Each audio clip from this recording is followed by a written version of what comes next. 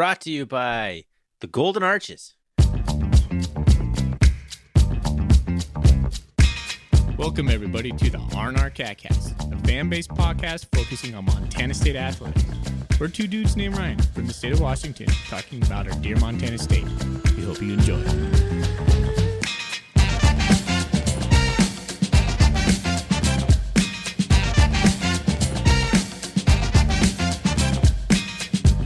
All right, welcome back, Bobcat fans. Thanks for joining us on another episode of the Headliner.app. I'm one of your hosts, the good-looking one, Ryan Foley. He's your host, Ryan Thornburg. We are the Ryans of the Headliner, the Montana State affiliate of the Big Sky Podcast Network, and we have a sweet sponsor with Gear Up Sports. If you're a high school or a middle school coach or a athletic director, and you need some uniforms or player packs, contact Gear Up Sports at www.gearupsportswithus.com, and make sure to mention the Headliner.app. I'd also mention, if you're like a business owner and you need some swag for your employees, Gear Up Sports has a line of clothes, Nike and Carhartt, that they can provide for you. Get with them. They're a great sponsor. Thorny, we're here, buddy. We're doing it. It's a day late. That's my bad. The time change made me really sleepy last night. I slept through our podcast. You fell asleep when did you fall asleep? Because I texted you at 8:45, which is semi-early for how often we record, or when we usually record. It's like 9:45, given the day after the time change. Care. Man. I'm just saying, like you were already asleep. So what did you fall asleep at, like 8:30 p.m. yesterday? Pretty much, yeah. I went on the couch. We started watching some films or whatever, some shows, and I was like, put my head on a pillow, and I was like, out. And then I woke up and I saw your text and I was like, dang it. Yeah. and you know, if you wake up, you can't bring the energy after that for the podcast. It's just done. So no, I mean, even if I go sit on the couch for more than 5 minutes, it's over. So it's a frail ecosystem we got going here, but we're here. We got plenty of energy tonight. We're ready to talk some Bobcat football. All right. Yeah. All right. So we're going to run down the win over Northern Arizona. We're going to preview the game coming up against Eastern Washington. We'll go down the stats. We'll go down the FCS rankings, and we'll talk about Coach Vigen, what he wore, and his press conference, and we're going to conclude with some Golden Coolie questions. Sounds great. I love it. All right. But first, we're going to talk about what's in our Golden Coolies. Make sure I hit the right button. Yeah, good. What's in your Golden Coolie? Now that we have two soundtrack things that we play, there's only 4 buttons. I got to make sure I hit the right one. What's in your Golden Coolie is brought to you by Wilbur Ellis. Go see those guys over in Fort Benton, Golden Triangle, for all of your farming and fertilizer needs. I have the 9-pound porter from Georgetown Brewing. Yes. Have you had that one? It has a guy holding a hammer that says, suck it. I don't really know what's going on there. Suck it. Yeah, it's not like the fun, like, suck it, like, when you're taunting somebody, it's like an angry fist holding a mallet. Like, what's going on there? It's a little threatening, but it's okay. It's a little aggressive of a porter flavor profile wise, but it's not too bad. Have you ever watched the show Psych? No. All right, so that's the show we just finished as my wife and I, and they have like 8 or 9 episodes. Suck it is a saying from that show that they use all the time. So yeah, you think that's from this? A little. It could be. It really could be, because it's like it's one of their go-tos. And my wife, I got to give props to my wife Livia. When we were in Moscow. What did I say last week? Now I'm confusing myself. I'm going to let you sort this one out on your own time. Moscow, Idaho. Yeah, when we were over at the Vandal game and the Cats were coming back in the third quarter, she looks at me. She goes, "Suck it." And I was like, "Yep." Yeah. So I love that. Nice. So yeah, that's paying homage to the show Psych. And if you know, you know. If you don't, you're like, "What the hell's Foley talking about right now?" So, all right. You've had that beer on before though, Thorny. Probably. Years past, you've had that. We recycle all our beers. Right it now, happens. We know what we like. Eventually, there's only X amount of beers by brewers on my grocery shelves over here. It's going to be some crossover, some do-overs. So I have one from your neck of the woods. There it is. Red Hook ESB, man. Ugh, I love it, ESB. I hate that beer. Enjoy. I tell ya, yeah. Isn't ESB like extra special bitter, right? Yeah, man. It's like so You know me. You the know me. and flavor my profile bitter of beers. it's a malty and a bitter at the same time. There it is. You would like it, man, because you like malty beers, like ambers. Yeah, You like those. last time I had ESB, I hated it, but it's been a while, so maybe I'll give it another try Yeah. next time. It's hard to justify spending $2.50 for a bottle of beer that I'm gonna hate. Do you even think about it when you buy beer? Because I don't. How much it costs? Yeah. No, but Yeah, exactly. but I am not going to choose a beer that I'm not going to like because beer's not cheap, man. It's true. It's true. It's like the little 6-packs nowadays are like $13 Yeah. for like the Not in Spokane, they're not. for the microbrews. Yeah, mine are anywhere from $11 to $13. Yeah, 11. All right. Fair enough. Anyway, all right. Okay. Well, that's what's in our golden coolies. Thanks, Wilbur Ellis. Yeah, appreciate it. Talk about football FCS rankings. Coming down to this kind of stuff means a lot right now. And South Dakota State remains at number 1. Furman's number 2. Montana's number 3. Idaho's number 4. Montana State's number 5. So there you go. 3, 4, 5, Big Sky Conference right there. And I do believe Sac State went down to a number 11. They were at number 7. They lost to Montana, so they dropped. And North Dakota State's number 13. What poll are you Man. looking at? You know, the FCS coaches poll. Of course I'm looking at the coaches poll. What are you, the Bobby heck? Houck? Get that crap off your screen. Yeah, there it is. Okay, so 3, 4, 5 are still Montana, Idaho, Montana State. Sac State's number 9. And North Dakota State's number 12. So not that much difference. No, it's not. that much difference. I didn't even notice the difference until you said Sac State. I'm like, wait, what? And I was like, is this a case of fully transposing something wrong onto his piece of paper? But no, I think you're Yeah. just looking at the poll. Wrong poll. All right. So, yes, this is coming down to it because, well, the end of the season is coming up and we're going to talk about the playoffs here shortly. And so all this matters. A lot to be decided in the last 2 weeks. Geez, who did North Carolina Central beat? They jumped from 12 to 7th. To be honest with you, I don't think I've ever heard of North Carolina Central. They've made the playoffs every now and again. They're like one of the Pioneer or NEC teams, one of those non-scholarship teams that always gets an auto bid nowadays, and then he usually gets crushed in the first round against anybody. But I don't know. They're 8-1. I don't know who they beat. They must have beaten someone of a relative importance to make that kind of jump, or a bunch of teams lost. I don't know. But yeah, Would you rather play in the Big Sky Conference or the Missouri Valley Conference or something like the Southland Conference? I mean, if we're going to be in a smaller division of football, you want to be in the best of conference in that division. Yeah. So yeah, Big Sky, Missouri football used to be the Colonial Athletic Conference, but it's gone. It's pretty much the Big Sky and the Missouri Valley. So yeah, I want to be in those two for sure. Yeah. Be the biggest fish you can in that small pond. Okay.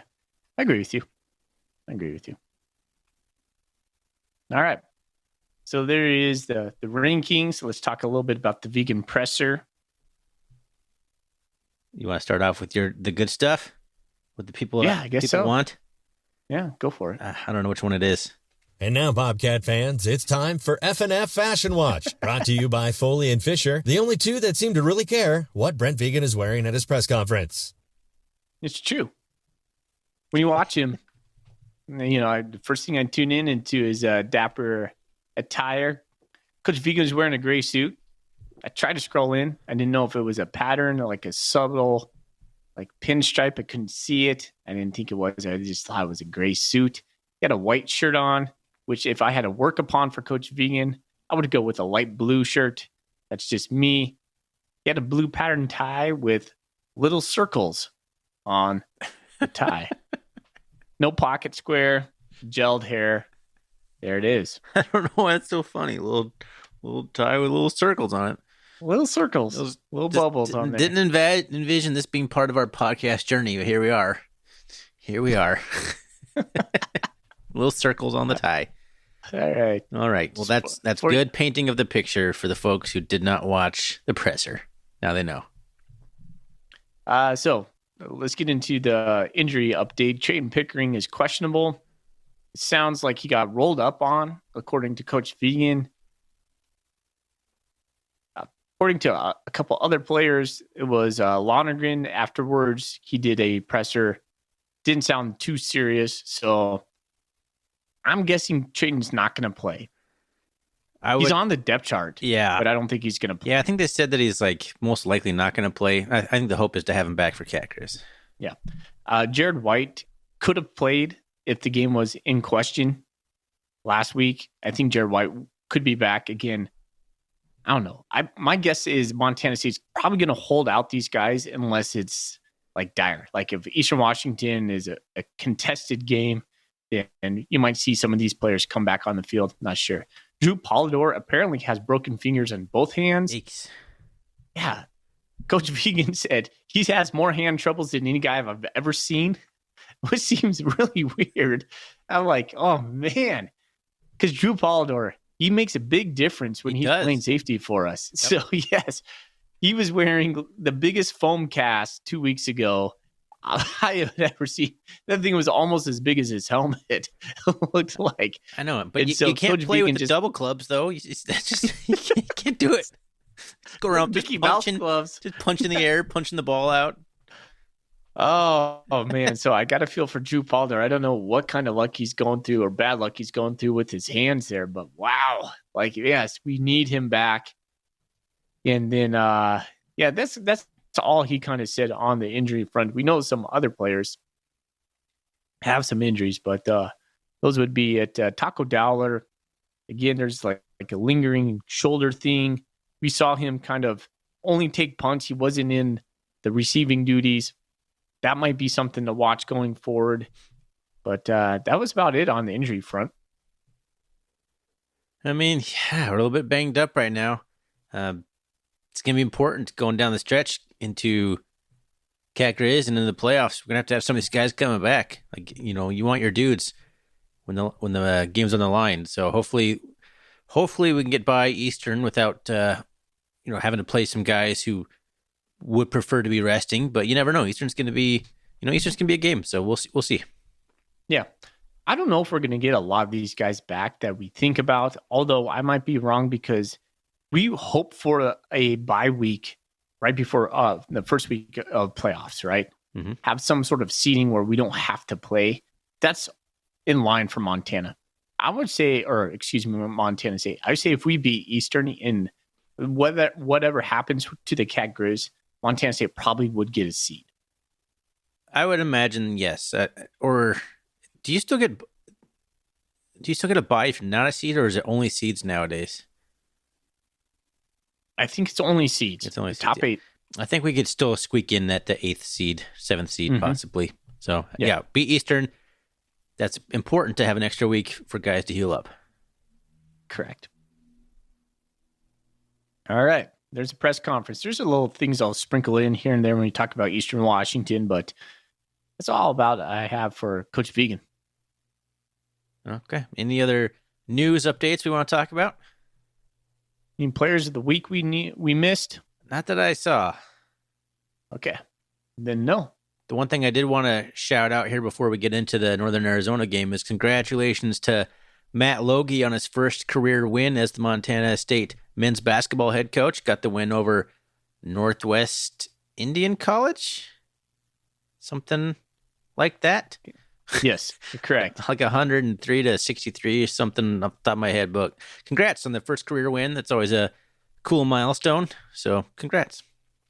Do we want to talk about what we're going to do on basketball right now?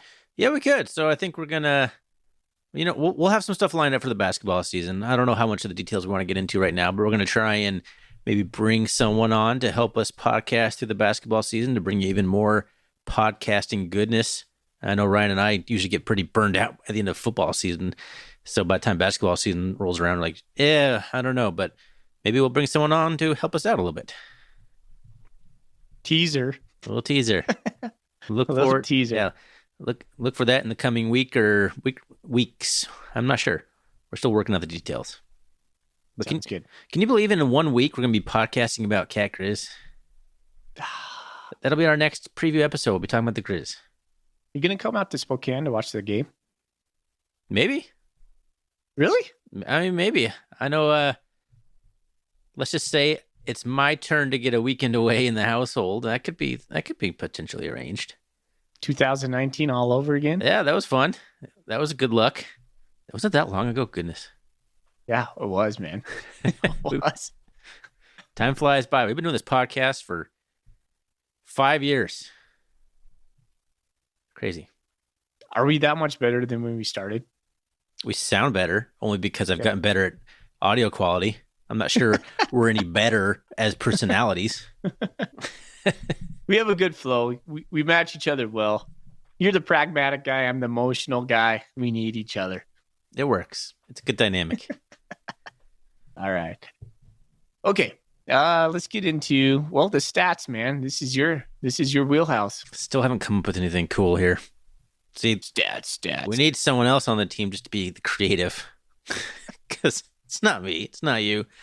We barely have time to even podcast and get these things released.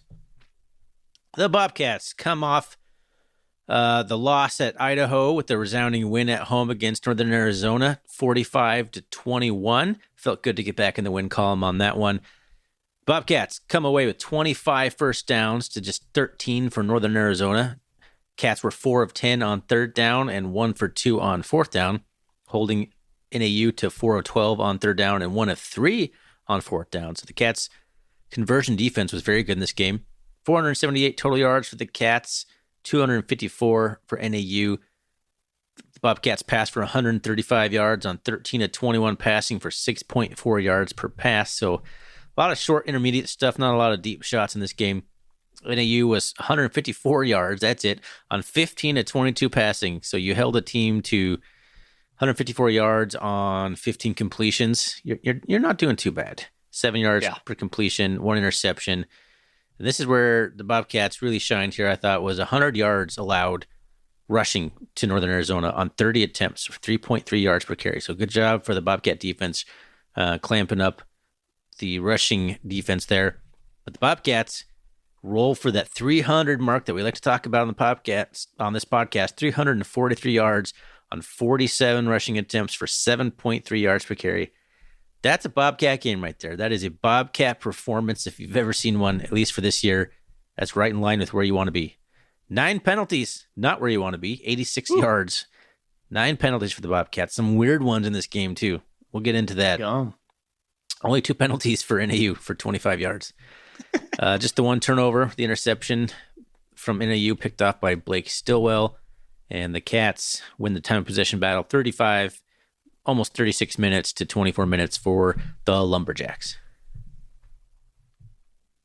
Those all sound good, man. Nothing to complain about there. 2 for 2 in the red zone. Montana State was 5 for 5 in the red zone. NAU had 1 tackle for a loss for 1 yard. Montana State had 7 tackles for a loss for 24 yards. Let's go. That's what I like to see. Malott was 12 for 18 for 126 through the air, 1 touchdown, 10 for 107, 1 touchdown on the ground. Chambers, 1 for 3 for 9 yards. Through the air, 7 for 52 with 1 touchdown on the ground. Scottree Humphrey was 10 for 80, 10 carries for 80 yards with 1 touchdown. Julius Davis, my MVP of the game, was 14 for 79 with 2 touchdowns. I love that guy. He's quickly becoming my favorite Bobcat. I thought it was Derek Snell at the very beginning. He's still probably my favorite Bobcat on this team. But Julius Davis is creeping up that ladder this year. He just, absolutely, gosh, he's fun to watch, man. He's so good. Angry. He's so good. Jacob Trimble had 5 catches for 42 yards. Ryan Lonergan had 3 catches, 38 yards with a stellar TD. Man, that guy's got some mitts on him and a pickup off the turf.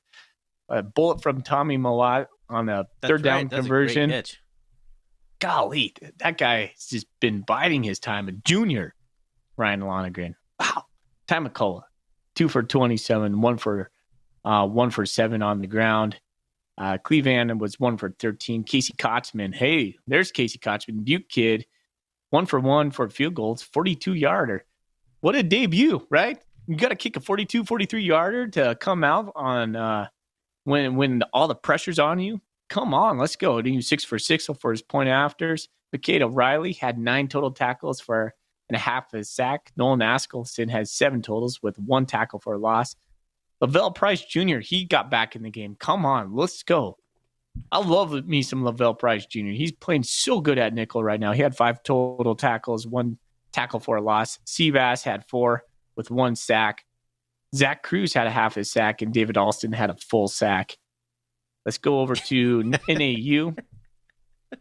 Flores, their main quarterback, was 12 for 18 for only 97. He was 16 for 21 with 1 touchdown on the ground. What's his name? Britt?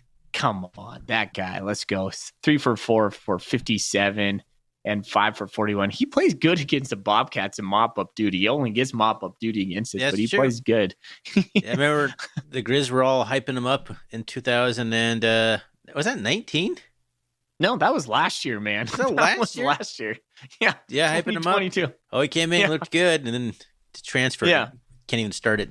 NAU. He has that thin, wispy blonde hair. It's almost like his hair is thinning as a young man, but it's just long. It just looks bad. Gosh, yeah, just cut it off, dude. Coleman Owen, their captain, their like receiver forever. He had 6 catches, 40 yards, and 1 touchdown. There are your stats. I feel like Hendricks Johnson's been there forever too. Wide receiver. I don't know that name. Yeah, that's. You don't know Hendricks? It's an easy name to remember. He's a senior. All right. Yeah, there's those names in the Big Sky Conference. Yeah. You're like, man, that guy's been there forever. You know that there's plenty of Bobcats that are like that to other fans too. Oh yeah, So it's just Absolutely. the guy that you just like, you see a lot. Like you play a team a lot, you see a player a lot, the player has a good game against you, all of a sudden, like, is that guy still there for crying out loud? Cooper Kupp was that guy for me. I'm like, how Yeah. many years Cooper Kupp gonna play? Well, NAU's old quarterback was like that too. Name I can't remember now. He was the original, like 7-year guy. Yeah. He was there forever. And he was like, going off tangent here, and he used had like those quarterbacks that are good as freshmen and stick around for like 4 years. It all started way back with Jason Murrieta, like back in the 2000s, and they just keep having these guys that come in for 3 or 4 years. But You and I are both thinking about that quarterback, and our listeners are like, "That's that dude." Yeah, that's the the- name and the guy, but we can't think of his the name. guy right who now. got ejected for targeting in against the Grizzlies.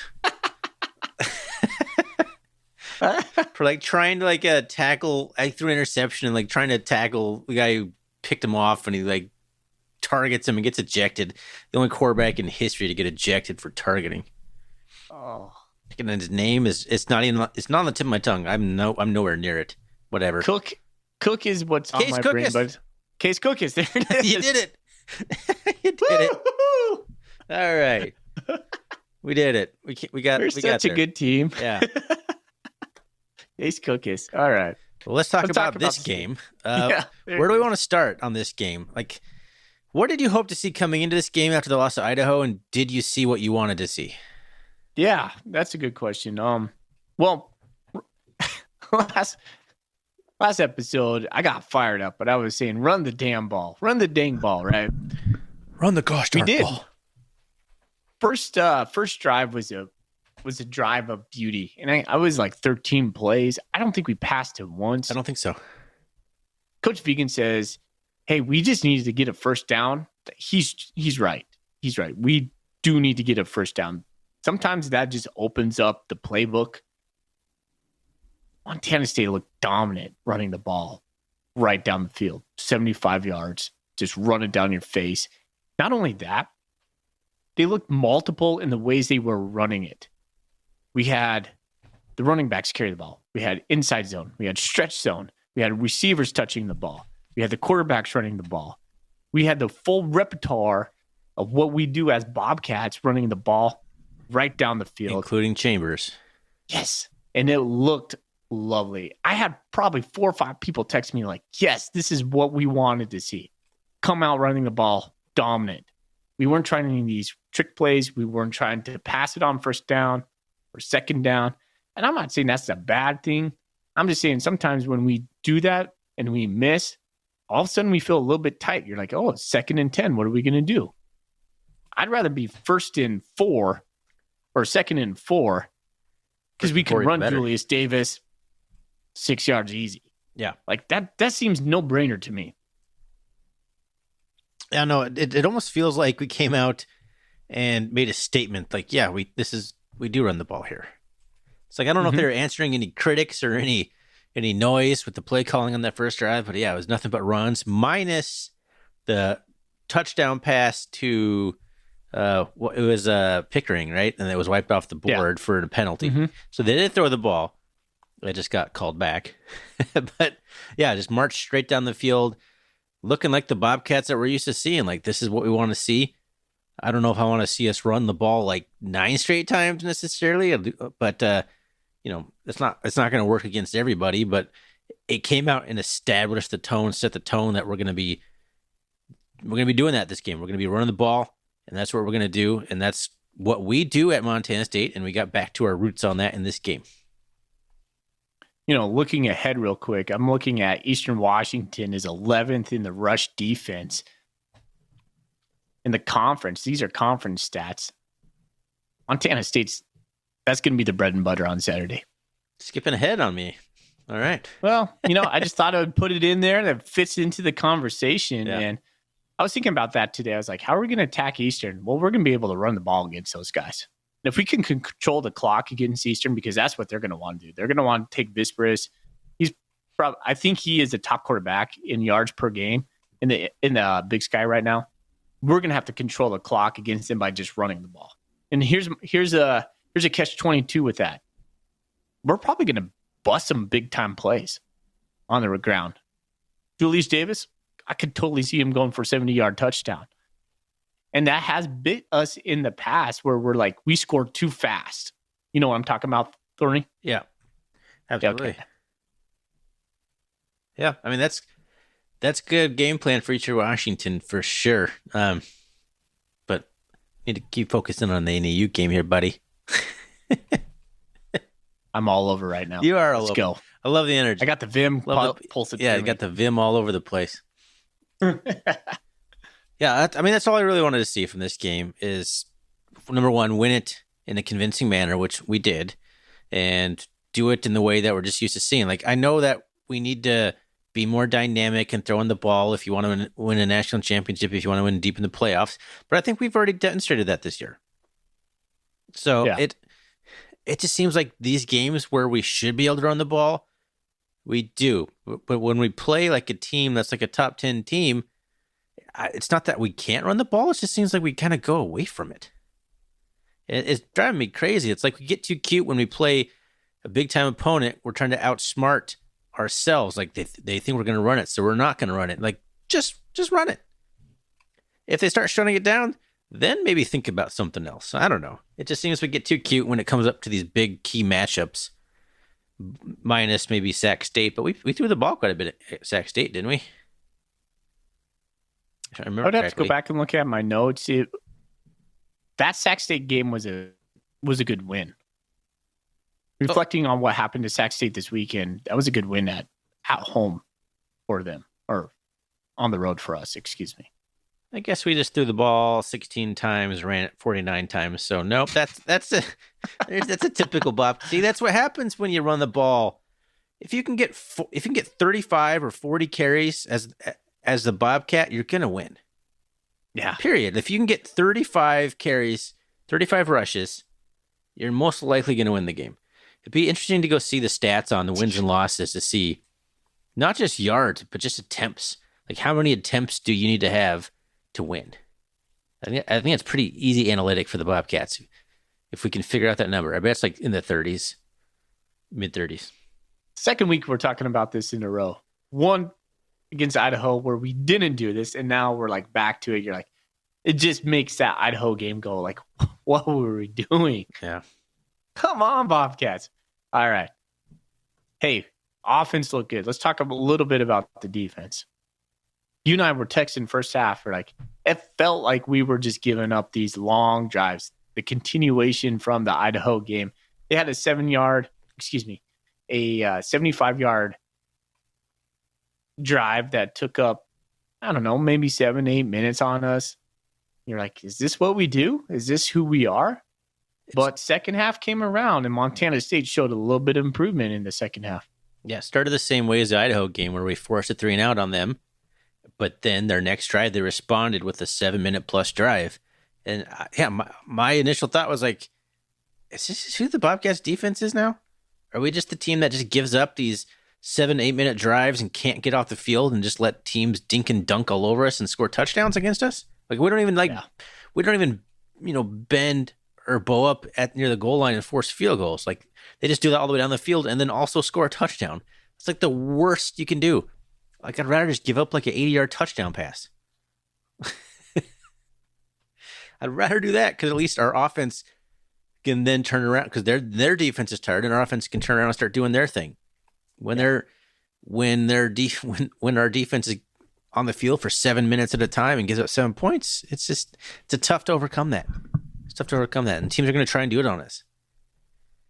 People say, well, it's because Danny U's out. It's because Drew Polidor's out. And you might be right. Doesn't but help. If our defense production hinges on two players, that's some big questions. No, and those are two good players, but they're not like all American. Like you're not a guy that like you can't replace necessarily. They're really good players. Don't get me wrong. It's like, but we're not a team that relies on any one single player typically. So to have two important players be out and to have that big of a drop off just seems there's something else. It has to be something else going on. It's a scheme thing. It's a scheme thing. I don't think we're using the best scheme for what we're doing. It seems like we are not being attacking when we're being more reactive. And I'm curious to know why that is, because this wasn't the thing that was happening earlier in the year. Now, are we just in the same defense we've been in all year, and teams have just figured out how to attack it better? I mean, that's possible. But okay, so now we need to make adjustments. We can't let teams just keep doing this. Period. That's what it boils down to. I don't know if it's a scheme thing, if it's a personnel thing, but whatever it is, it's got to be looked at internally, and you got to figure out what's going on. In my opinion, this is just a fan opinion, like a stupid fan opinion. Seems like we are more predictable and we stay in base too much. I'd like to see us go back to blitzing. And that was very much a Drew Polidor kind of move. And, maybe he's out. Maybe we're not blitzing as much. Maybe it's a Danny U thing. But why not try? You're never going to know unless you do it. I mean, we don't see practice. So this, there's 1,000 questions that come with this, but I'd like for us to be more aggressive. And I don't feel like we are. We're depending on the front four to get pressure with the 8 in the back to cover. That seems like what we want to do. But that seems very reactionary and hopeful, where I think we can make a couple more splash plays, a couple more pressures, make the quarterback go like, man, what are we doing here? I think Montana State could do a little bit more. Like, where is that like delayed blitz we had against South Dakota State where we sent Ryland Ort delayed and he crunched Mark Gronowski like on a big third down play? Correct. Right? Like, where's that? Where are those kinds of plays? Now, to get it back on the positive track, the defensive line, I thought had one of the better performances in a while. They actually, a little slower start, but they started really getting pressure on them. Like you said, what was it? 7 tackles for loss. I don't know how many sacks we had in this game, but it felt like the defensive line finally, took over a little bit. Yeah. Now, hey, let's give props to Brody Gravy, because last year we were kind of dogging on him. He's had a huge year. Yeah, and he's just getting better. He's just getting mauled and mugged and held every single play of his life. Come on. And he's working through it, though, man. He's still being productive. Basically being like just armbarred nonstop. I don't know what you got to do to get a call. But, that defensive line, I thought Seabass showed up. I thought he's been kind of quiet lately. I think he's been eating up a lot of double teams, so he's not getting those stats. But even before that, he was still making some plays. So I think he's been kind of quiet for a few weeks. So it was good to see him kind of get back a little bit in this one. I think he had a half sack or a sack in this one. Don't forget about Kyle Brott and Blake Hill, the second line. Paul Brott? I said Kyle, didn't I? Yeah, Yeah, Paul. Paul Barat, huge number 96 out there. You look at him, you're like, man, He's a big boy. he is. And I think Blake has been playing above his talent level as well. I think it's the best Blake Heel has played. Now, maybe it's because he's not playing a lot, so he can come in and just kind of go hair on fire, knowing he's going to get subbed out. But he's playing well. Coach Fegan said he was hurt last year. He came back. He had back surgery. Oh, He said he came back as a new man. well, there you go. Yeah. I want to see a sub more. That's one thing that's been disappointing to me a little bit this year is it seems like we were going so deep in that 2021 season where we went all the way to the national championship. It just seems like it's basically like we have 5 guys that play. We have Kenneth Iden who comes in a little bit. Other than that, it's Grebe, Schmidt, Seabass, and Seymour that are doing like 90% of the snaps. Yeah. Alston plays a lot. Blake Heel, Paul Brott, Zach Black's hurt. Which is So there's a noticeable difference right there. Yeah. So yeah, I can see what you're saying. It's just when you're playing defensive line, you just have to be big. You have to have the size. Like having 10 guys to go, that's pretty generous. it's tough, but I mean that's just kind of what Zach the Cruz. premier teams have been doing in the FCS. It's hard to do because there's, if everybody had that depth, then there would be more parity. But Yeah. I think we do have some of that depth. I just want to see them play more. Going into the offseason, then that's conversation down the road out. Obviously, defensive line depth, linebacker depth. That's where I'd like to see us get better. Linebacker depth has got to be boosted a little bit for sure. Yeah. I just want more speed. You really start to think about, man, Troy Anderson really fit the role in our defense. Yeah, Of course we're he did. We're never going to find a Troy Anderson ever Exactly. again. But Never. you could find a guy with some range. Yeah, he's going to be 215. Well, He's not going to maybe be that works. 245. Would that work? Would 215 or 220 work in our defense? Probably. I mean, you basically just have a slightly bigger safety. Mm-hmm.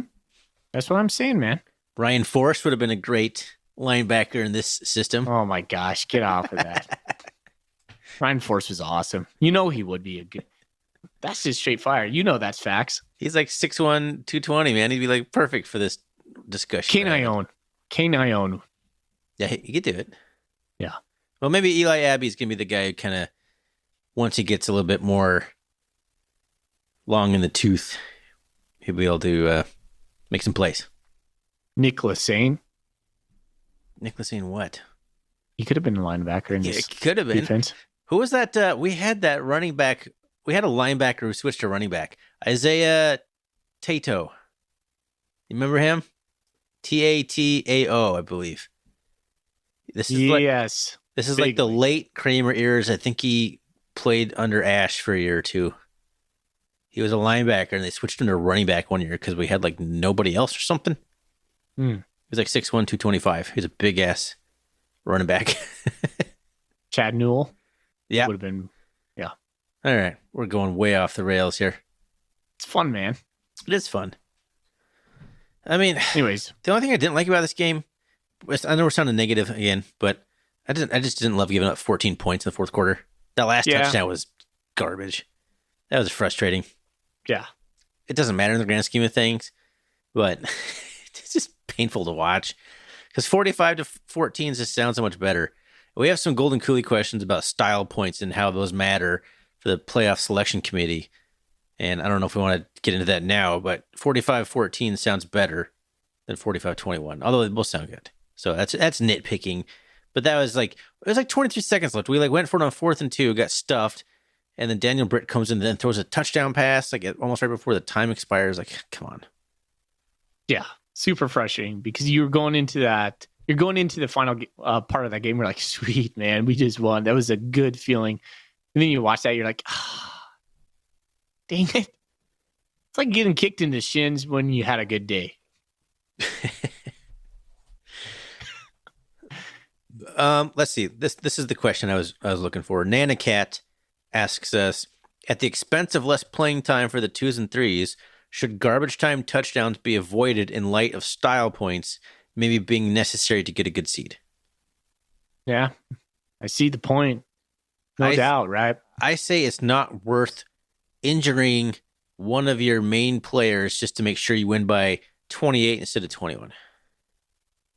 I get the point. Style points do matter, but I'm not sure that the risk is worth the reward in injuries. Yeah. I think this goes back to the scheme. I think this is not being aggressive, just playing base. I don't know why we're playing base, because we're up 45-14 at the moment. But make a statement. That's the time to make a statement. You want to piss off your neighbors? Go get a sack right there. Set the house. To be fair, that's probably why we went for it on 4th and 2 to end the game. Just to end the game. You get that first down, it's over. Yep. So, but the thing that kind of, and I've thought about this, South Dakota State, when they sub in their 2s and 3s, they're still shutting teams out. So, is our depth just not there? Should our 2s and 3s be able to continue against? I mean, at this point too, NAU's playing their 2s. Daniel Britt's in the game, so it's like Simeon Woodard missed the tackle on we had that play. A starting quarterback inexplicably a little bit. One of our better corners at that last play of the game whiffs on a tackle. Cole Bullock, I think I don't know what he was doing. He was backpedaling. I think he just kind of got lost in his assignment. And then Woodard whiffs on the tackle, and then a tight end beats Kendrick Bailey and Tyson Pottinger to the corner of the end zone. Not that I've looked at this play and got angry about it. So I don't know. I don't know exactly what it looks like or who was involved or anything. Pump the brakes, Thorny. That's one play. Let's keep it positive. I know. I'm just saying, it's just a frustrating play is all. It is. It really was. But yeah, overall, just a super dominating performance, man. Like, it was so good to see the Cats establish the run game, the defense get back on track. We will ignore that phantom whistle that cost NAU a touchdown in this discussion. Because looking at that play too, some people said like, "Oh, if he wouldn't have blown the whistle, like people would have come." No, our guys were getting blocked out of bounds, and there was nobody else there. So I don't know. I think he scored a touchdown regardless, and the two guys that mattered were still chasing him all the way to the end. But overall, very good performance by the defense. Very happy with the performance. Trending upwards, I think. A good rebound. Really good rebound after the Idaho loss, which was a tough loss. But not peaking quite yet. I think that's important. It's important, but there's not a whole lot of time left to peak. So if we're going to do it, I guess 2 Saturdays from now would be the best time to peak. Do you think that we can peak? Or have we got our ceiling right now? No, I don't. Rephrasing it, is this the best we're going to get? I know our ceiling is higher than we're playing, but are we going to get there? It's always something, man. It's always something every week. There's like something that's keeping us from playing to our complete ceiling. Okay. So here's a secondary question to that. If we don't reach that ceiling, are we going to fall off all that much to where we are right now? I mean, we've been consistently at, I don't know what you want to call us out of 10 team-wise, but we've been consistently within 0.5 of that, I think, pretty much all year. Yeah. So if you want to say we're like a 9 out of 10, like we've gone down to like an 8.5, we've got up to like a 9.5 type thing. Mm-hmm. Like I don't think we've swung very far in any single direction. Yeah. I would agree with that. It's like people like to talk about the Grizz and the turnaround they had over there. We didn't have anything to turn around from. We were really good to start off the whole entire year. We've been playing really good. So, but the improvement is like there's still room for it, and like, are we going to get there? I hope so. Here's what you can hang your hat on is there's been a lot of Cat players that have played a lot of meaningful snaps. Like the whole injury bug has definitely been a part of this season. The flip-flop of that is we've continued winning with backup players in key spots. So take that for what it's worth. We get through the regular season. What happens in the playoff happens in the playoff. But if I'm the Cat player, if I'm on the Cat team, I look around and go, all right, so this happened to us. We've been injured. We've faced some adversity. But we still can roll, man. You go, okay. Yeah. Well, we know we can roll. That's a confidence thing. you look around, and if you're a Cat player, you go, yeah, we got this, man. We know we could do this. Who said it this week? I think it was Tavian Williams in a presser. He said, we know it, the biggest foe for us is us. Yeah. It's true, man. Like, how different would this game be without the 9 penalties? Like, it's always like something rearing its little ugly head, but I think the Cats can absolutely get to that peak level. Yeah. And it's really good having all these guys, these younger players, the backups all getting playing time, just not because of injuries, but look at every single win we've had this year, we've been able to sub in the backups because they've all been comfortable. We haven't had a close game for a win. The closest one was probably Portland State? No, Sac State, I guess. But Sac State scored at the end to bring it to 42-30, right? Correct. So I think we had backups on that final drive, or some backups, and they've been comfortable, man. We've been beating everybody pretty handily. That gets a lot of guys playing time.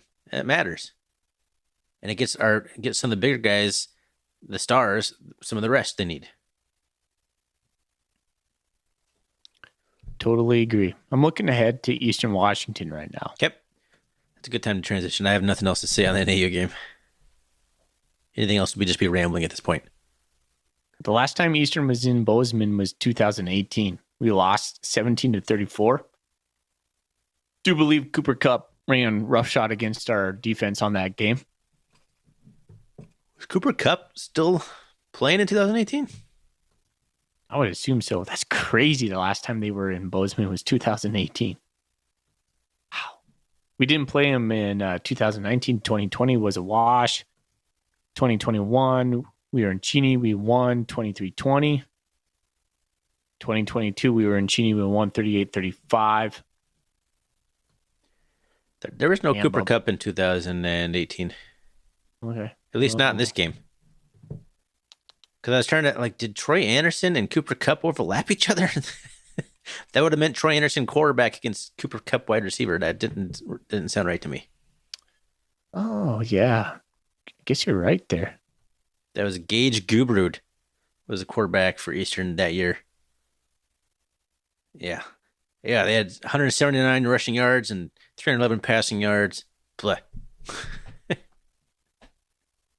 Before we won in 2021, we lost 1, 2, 3, 4, 5, 6, 7 times in a row to Eastern.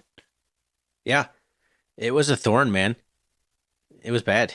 That's such a good monkey to get off her back. I remember saying this at the time. This was the 2021 season with Matt McKay. Like, I don't care if Eastern ends up being bad after we beat them. Just getting, because that was the season I called it the monkey off the back tossing season, right? Mm-hmm. that was like one of them. Just beating Eastern. Who cares if they were bad that year? Like, we just hadn't done it. Yeah.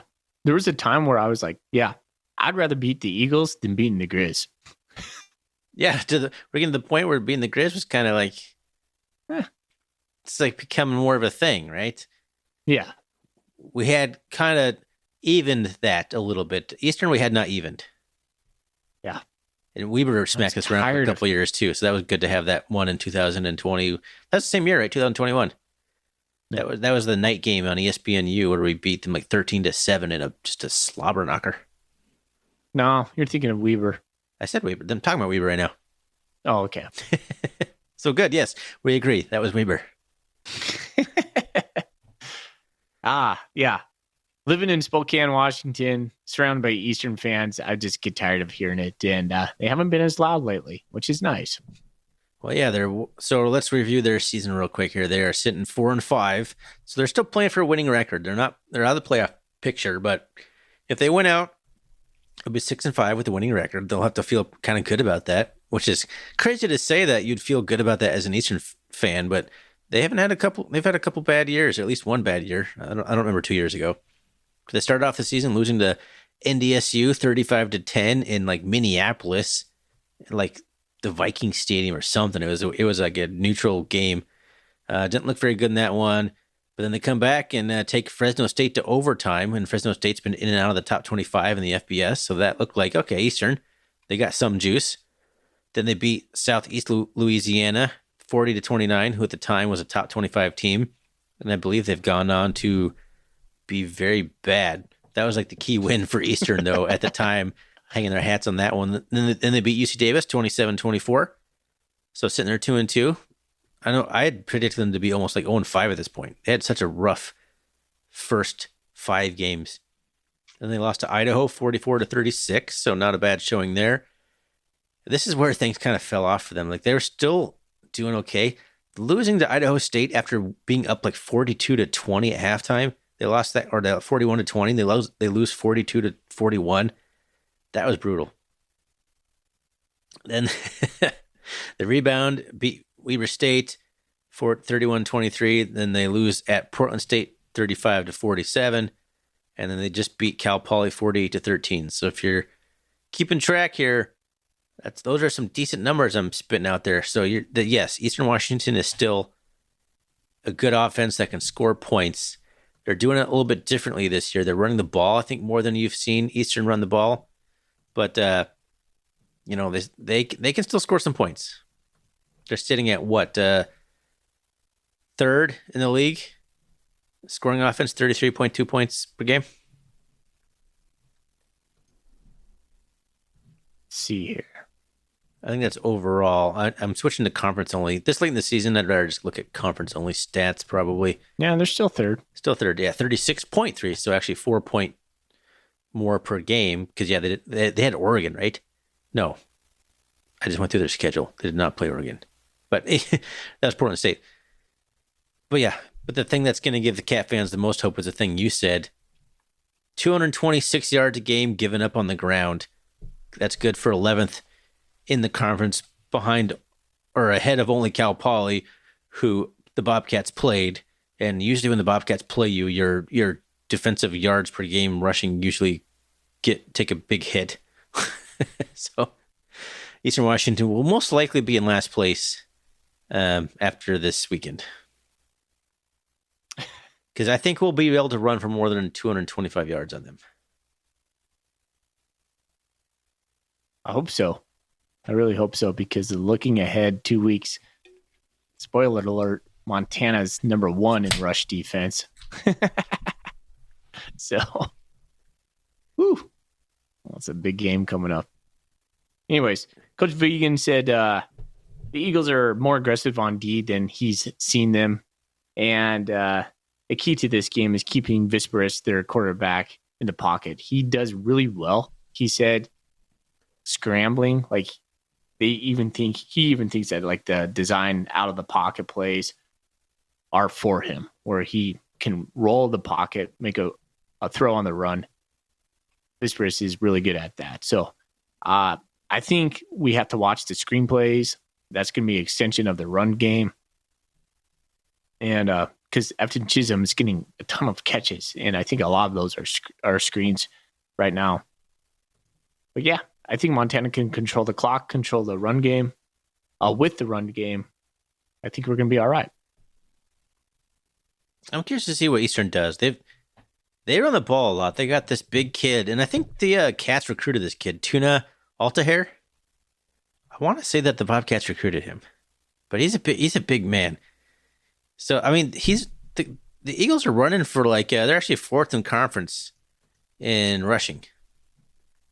Which like when have you ever seen that? They're rushing for 183 yards per game on 4.6 yards per carry.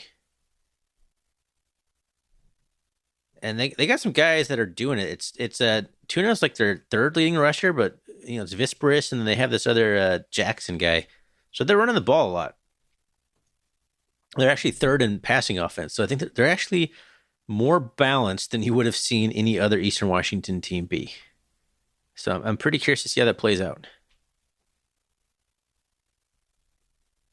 They always want to run the ball. That's always a misnomer with fans. You're like, fair enough. Eastern passing, but they want to run the ball. They always do. I guess it's not in terms of yardage, because when you have a prolific quarterback, you might pass it the same amount of times that you run it, but he's getting 15, 20 yards per completion. There's big 80-yard touchdown passes. It just seems they're a little more balanced in terms of like yardage, maybe, but maybe it's because their passing game is actually tapered off and not because they're running the ball more. Their passing game is just not as explosive as it has been. And they still got Efton Chisholm. That guy, I feel like that guy's been there for a while too. But beyond that, can you name any other Eastern wide receiver off the top of your head? No, the first person I thought about was that loudmouth from last year. I can't remember his name, but I remember him running his mouth after the press conference. Was that the guy who he transferred somewhere, right? I don't know. That really big, tall, athletic guy that had like stone hands, Yeah. like could take over a game if he could catch the ball because he was like athletically like above anyone else in the conference, but just couldn't quite catch the ball consistently, which is a bit of a problem. I don't know. I think this would be a good game, man. I think it's easy to write off the Eagles, but they're going to come in. They got things to play for still. They're going to come out, and they got a quarterback who completes the ball at a high level. So you've seen teams come in and be able to pass 65, 70% completion against the Cats and move the ball on some slow, methodical drives. I think Eastern is capable of that. Yeah. They still have a huge offensive line. They still got big boys up front. You say it's easy to write them off. As a Montana State fan, I'm never going to write off the Eagles. I've just seen other Bobcat fans writing them off. Yeah. Well, they might be new to the fandom because, I remember all those losses in the early 2000s through the mid 2000s. Montana State's going to have their hands full, but Montana State's at home. Even if Montana State was on the road, I just think Montana State, let's just be honest, Montana State is a better team than Eastern Washington. Could the Eastern beat Montana State any given Saturday? Absolutely. Montana State's going to have to be focused. But the key for Montana State is, like we said, we're going to be able to run the ball, control the clock.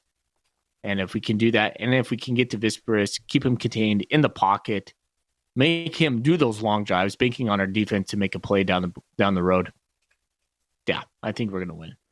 I mean, on paper, it's a bad matchup. Eastern's biggest weakness is our biggest strength. Let's blow them out of the water. Let's get it. Let's do that because they blew us out of the water for so many years. Let's blow these guys out of the water. I think there's a good chance that happens. And you're talking about style points, and you wonder if Vegan thinks about that. I don't think he probably does, but it can matter. A win like this, you win this game 28-24 versus. I think Vegan thinks about it. I think he thinks about everything. Yeah, it's possible. You gotta start thinking about seating though, and optics, and it can make an impact. You have to balance with that with how you want to run your game plan and what guys you want to have on the field and all that. But it does matter. Mm-hmm. All right. Anything else on Eastern? Because I'm ready to get into Golden Coolie questions. I think that about does it. All right. Pop over to Bobcat Nation. Golden Coolie questions. By the way, the weather is holding out, man. Have you been noticing that? I've been looking at it. The 50 degree days are kind of still lingering around. I think even into the Cat Grizz, it's looking like it's trending that way. So much different than last year. We had that cold snap that came through. All right. Let's see. Golden Coolies. Roger Fisher asked 2 back-to-back. He says, it seemed like Sac State lost to the Grizz because they lost momentum and could never recapture it. A mistake Cat fans know all too well. Can we avoid the same mistake in the brawl? So I imagine we're going to get a couple of questions about the Cat Grizz. Can we avoid the same mistake? I don't know, Roger. That's the biggest question I have in my brain going into this Cat Grizz is the effect that Washington Grizzly Stadium has on opponents. I think in general, that stadium, that crowd has way more effect on the game than Coach Houck does, to be honest with you. I just, when that crowd starts feeding itself in a frenzy, it becomes a hard place to play. We saw it in 2019, 2021. What was it, 21 with McKay? Yeah. That's a tough question, dude. That's a really tough question. It's my biggest concern. I've been thinking about that a lot lately. What do you got, Thorny? I think that the Grizz can get momentum going early against the Cats. I don't think that means the death sentence for the Cats. This team is too even-keeled, even in an environment like that I just can't count them out. And we're not led by a guy, like, I don't want to slam him or anything, but Matt McKay just wasn't the best in tough situations. And we have two guys that are now. So I think you don't want the momentum to get away from you right off the bat. You don't want to get in a hole, but I don't think that's the end of the world for the Bobcats. So what exactly is the question? I'll make sure I answer it. Let me click back into it. Can we avoid the same mistake because we lost momentum or can never recapture it? Yes, I think we can avoid it because I think even if we lose it, we can recapture it. Yeah. Well, I mean, go back to 2018, Roger. All right. His second question, one more. After the brawl last year, Tommy said the Grizz defense was not gap sound. Do you agree? Is it the same this year? I'm not smart enough to know. What I've heard is they have been mixing up the coverages on the back end. Now, I'm not sure if that means that they are not gap sound or they are more gap sound. I just know that they are not as static as they were last year. To me, that sounds like they might be more gap sound or make adjustments for that. Or they're just good at like disguising what they're going to do and like to play the odds, and they're mixing coverages up in pre-snap motion to kind of get you to maybe make an audible that plays right in their hands. Yeah. Well, that's kind of what, if you heard Idaho's defensive coordinator talk about, that's kind of what they're doing to the Cats in Moscow. They were confusing everyone, confusing Tommy, and making him do stuff that maybe he thought was there, what wasn't actually there. So I don't know if it's gap sound necessarily is going to be the problem. I think it's going to be making the right reads and keys and seeing trying to read all the pre-snap stuff that the Grizz are going to do. So I don't think the Grizz are necessarily gap sound. I just think they just pick a side and pick some spots and just blitz you and try and make you make bad decisions. And if the Cats can make good decisions, I think we can end up with a good rushing performance and a victory. Good question. D. Brew, MSU. Will Julius Davis go 200 plus when the Grizz piss him off on the first series? Just looking ahead a little bit. I think everyone's looking ahead. Clearly, if we're looking at the Golden Coolies, I think every single question is about the Grizz on here. Except for Nan and Cat, who had the style points question. If we give Julius Davis the opportunity to get that many yards, yeah. We won't. I don't know. I don't necessarily agree with that on that. He could. He is an emotional dude.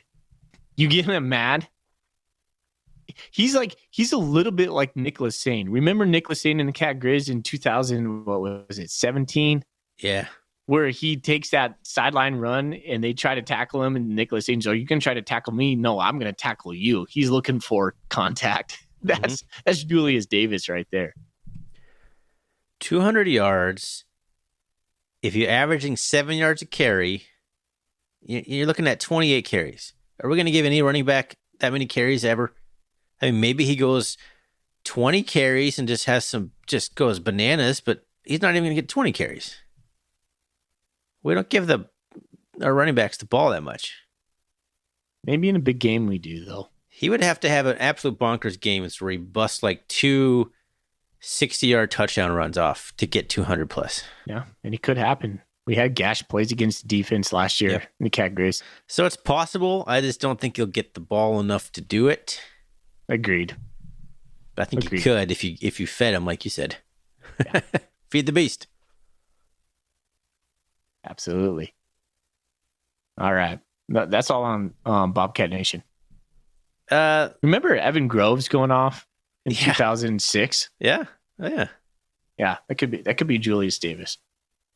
This is kind of a funny question, and I could say this for next week, but do you remember 2006 being warm? Do you remember that the field? It was like a warm, like 56, 60 degree day, and the field got super sloppy. It's Yeah. when we had grass still. Yeah. Got sunburnt on that day. It was awesome. I We love lost that game, day. right? No, we won. 2006? Yeah, I think it was 2006. It might have been 2005. Might be getting my years mixed in. Well, who was quarterback? Would have been Lou, eh? That'd be 2005 then. Yeah, okay. That was his final year. Okay. I'll try this question again. I'm lagging. I can tell I'm lagging. Let's finish this off. We had a funny email that I wanted to read to you here, and I think I sent you the picture of it. This is from a Grizz fan. Grizz fan, he's a fan of the podcast. He said after listening to the last podcast, so this would have been after the Idaho game, he says, Foley, if I offered you a ticket to the Brawl of the Wild, would you be interested? He's playing those 1-4, 0-3 game odds that you're going to be the bad luck. So he's inviting you to Cat Grizz because he thinks that you'll be the bad luck for the Cats. So would you take a free ticket to the Brawl in this scenario? Under these pretenses? No, I wouldn't. My sister already offered me one. I just think I'd probably get in a fight. And I'm not a confrontational dude. I just get that much emotional about the game. I wouldn't be able to handle myself. I don't believe I'm a bad luck charm. I mean, I play it off, but when it comes down to it, I'm not a bad luck charm. All right. Just had to read that. That's pretty funny. That was from a guy named Derek. Sent it to our email. I thought that's pretty funny. Wanted to give him some airtime here. Thanks for listening, Grizz fan. Grizz fan Derek. All right. Anything else you want to cover here on this episode? No more Golden Coolie questions in the X universe? I didn't put anything out on Twitter. I don't know if I got some random ones or not but I don't know. I don't think there's any on Twitter. All right. I'm going to give my Golden Coolie question or the Golden Coolie to Mr. Fisher, Roger Fisher. I know he already has one, but he asked two good questions, albeit both about the Cat Grizz game, but good stuff on that. So, Roger, woo! Roger, I'm going to leave it up to you, man. If you want another Golden Coolie, for sure we'll send you one. If you want me to send it to somebody else, just get a hold of us, and we can make whatever you want happen, sir. All right. Well, I think that about does it for us. Thanks, everyone, for listening to this week's episode. Thanks to Gear Up Sports. Man, I had a brain fart there. For being our awesome sponsor for this year. Thanks to Wilbur Ellis for sponsoring the Golden Coolie segment. You can always find us on the web, rrcatcast.com. You can find us on Twitter at rrcatcast. Oh, speaking of Gear Up, make sure you check out catcast.gearupsports.com, right? Did I get that link right? There is our merch store. You can buy some R&R gear there. Well, that'll do it. Let's get out of here. Let's go Cats. Go Cats. Go Cats.